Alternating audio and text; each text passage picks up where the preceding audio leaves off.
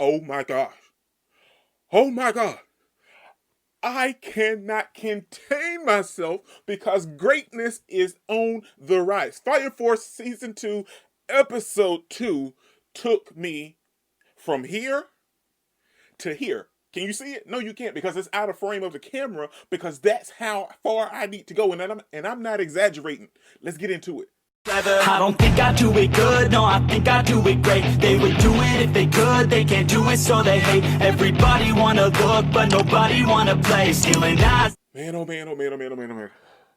This episode, how could they fit so much stuff into roughly like 24 minutes? Well, maybe like 22 minutes, excluding the opening and the ending. Into so much. How can they fit all of this into this one episode? If I could just take it all and just grumble it up and then repurpose it and make it look brand new, the word would be a word: greatness, fantastic, wonderful. Everything that you could just take and mash up and to make one big, beautiful new word, because that's how epic this episode was. And this is episode 2. How do you do this in episode 2? Everything was crazy. We got Shinra going crazy. We got Captain of the Fourth, however you want to say his name. He was going ham. We have, I want to say his name is Ogun, or however you want to say it. Hold on, I got his name somewhere. Hold on, let me see. Ogun. We have Ogun showing up helping. We have Arthur going ham. We have Captain Obi having the common sense to know that sending Shinra off on his own is a bad idea, so he sent Arthur. Oh my gosh. So much stuff went down. I'm ecstatic and I'm crazy over here because a lot of stuff went down. This episode started off with, we see Obi talking to Shinra about the photo, and then he really started to tell Shinra that the captain of the Fourth, he wants to see you. He wants to talk to you about the Adola link and everything. He wants to know, and we kind of want to figure more stuff out about it because he had an interaction with it as well. So that makes Captain Hogg and Burns both had an interaction with the Adola burst, with the Adola link. And like they said in this episode, so we know that there's 3 pillars as of right now. There's one more. Who did they say? Oh, I can't remember. I know it's Show Shinra, one more, and then there's a new pillar that just got created this episode, and that's who the evangelists were looking for this episode. Now, so we see I can't talk. We see Shinra heading to the Fourth with the Fourth granddaughter, the lieutenant. She was there, and we end up going to the Fourth because the Fourth is where Shinra ended up training to become a Fire Force officer. Him and Arthur, and we meet one of their friends, which is Ogun, and we met Ogun. We met another guy, and Ogun looks cool. Ogun looks like a cool character. You know, he's black. He's got the dreadlocks. He's got like the shaved side of his head. Ogun looks cool. So we see him, and we meet one more and whatever, and then it kind of breaks down. Because I'm trying to see, I saved it. So anyway, and it kind of breaks down what the Fourth Company does. Matter of fact, I got it right here. Hold on. The Fourth Company is the Fire Defense Agency. They're the academy, the firefighters. They train all of these people. The Special Fire Force Company 4 in the academy. So it's all under the Special Defense Academy, and it's pretty much headed up by the Fourth. So if you want to become a Fire Force a Fire Force firefighter, you go there to actually train, because that's where Shinra trained and Arthur, and we end up meeting some of their friends there as well. And the lieutenant is training other candidates, or he's training the Fourth Company candidates or whatever. Anyway, there's so much going on. We meet him, and we see like a little glimpse into the past of Shinra having just hanging out at the Fourth, and how he had friends and everything. So it's nice to have that moment.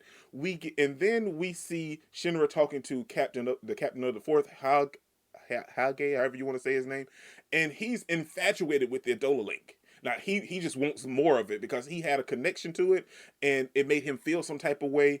And he realizes that in his eyes that it's like heaven or hell can't really compare to what the Adola burst is. Not the burst, the Adola link is. It's something so much more, so much grander in the scheme of life as a whole, and he wants to experience it more.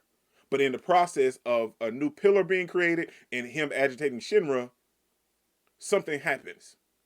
The electricity girl with the crown on her head from the evangelist ended up taking control of three members of the fourth company, and they ended up attacking Shinra and the captain of the fourth. And then we see the captain of the fourth going ham.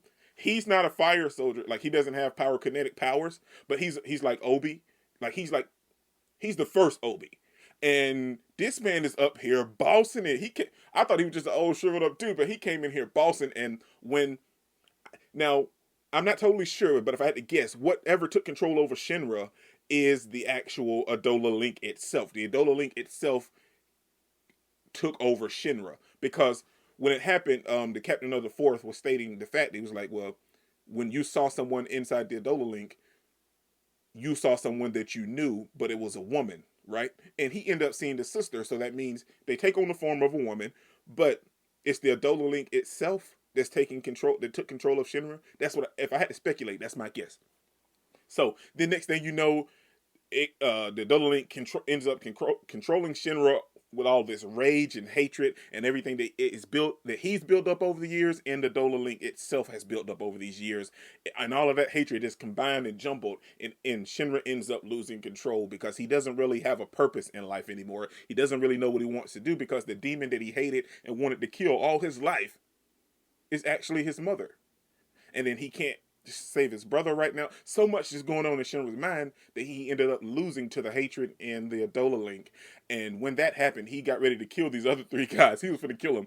And the captain of the fourth came in and started licking his leg. It was weird and it was funny, but he just wanted to be connected to the Adola Link again. But what I love is because in this serious moment, Fire Force used the captain of the fourth to make it comedic because it was getting way too serious. It was getting way too serious, and like I almost jumped up out of my seat like 4 or 5 times in this episode because so much happened. And then when they went outside to actually take on the fight, we see the chick with the crown mentioning that, well, the captain of the fourth and the buff guy, they're going to take on the fight against Shinra and the person that's possessing him, which I feel like is the Adola Link itself. And so they get out there, they're fighting, and next thing you know, Ogun shows up, Arthur shows up, and the fourth captain is keep getting buffed, and there's a full-fledged fight going on and Shinra's putting in work. He's possessed, but he's putting in work. He started using this new technique where he controls it, and he's bodying them. Let's be real, he's bodying them. And then all of a sudden, Pan, the lieutenant of the fourth, comes up with this idea where you guys are going to attack and I'm going to buff him. And then we see this nice little vivid spread and everything going on with everybody being like a character in an RPG game or whatever, well, MMORPG game, and Arthur is wrapped up in it. And we know Arthur becomes super strong when he's wrapped up in this vivid fantasy, and we learn how that came about as well. Arthur's past was something that I did not expect to see in this episode, and I'm kind of glad that we got it because we learned a little bit more about Arthur as well. But his past is something that I did not expect to see, and boy, oh boy, did I love it. He looks just like his mom and dad, but I want to know why they left. Did they die, or did they just leave because they got tired of living there? I don't know. That's an unanswered question, and I really need the answer to it. But I understand where Arthur's imagination comes from with him being a knight and a king and everything. So that was nice to have in this episode. But we know that Arthur's imagination makes him stronger, and he started putting hands on Shinra. Let's be real. He's like, no, no. Do it again and I cut you. You're like, Arthur was going ham and I loved every single minute of it. And then we see that Shinra was really starting to lose a lot more control, and him and Arthur's going back and forth. He's like, what are you? He's like, are you an Akuma or are you a hero? What do you want to be? Which one are you? And Shinra was just losing control, and Arthur was getting ready to kill him. And the next thing you know, Shinra, he kneed himself in the face. He used all of his strength to knee himself in the face, and it just threw him 6 miles back into the building behind him and everything. And next thing you know, he says, I'm a hero. And he wakes up. Like he comes back to his senses. And that's how the episode went off. Oh my gosh. Fantastic. Everything. Getting introduced to Ogun, and we see him in the opening, so we know that he's eventually going to join. I don't know if he's going to join the 8th or what, but I feel like he's definitely going to have that maybe like a Tamaki type thing where, like she was a part of one group, but like something happened and now she wants to join the 8th. But oh my gosh, we got to give it up for Arthur, Ogun, the captain of the 4th, the lieutenant, and Obi for having the common sense to know that like so much is going on with the evangelist and everything, and we can't send Shinra here by himself. So he sent Arthur as backup, and boy, oh boy, did it pay off. Man, this episode was legit, and this is only episode 2. I cannot wait. This is your boy, Dick Incredible, man. Don't forget to smash the like button till you can't smash it anymore. Comment down below, and I'll be sure to respond to each and every one of them. And subscribe, but only if you really want to, man. Remember that anime matters, anime is greatness, and anime is life, man. Peace out. I cannot complain because today, yeah, I'm doing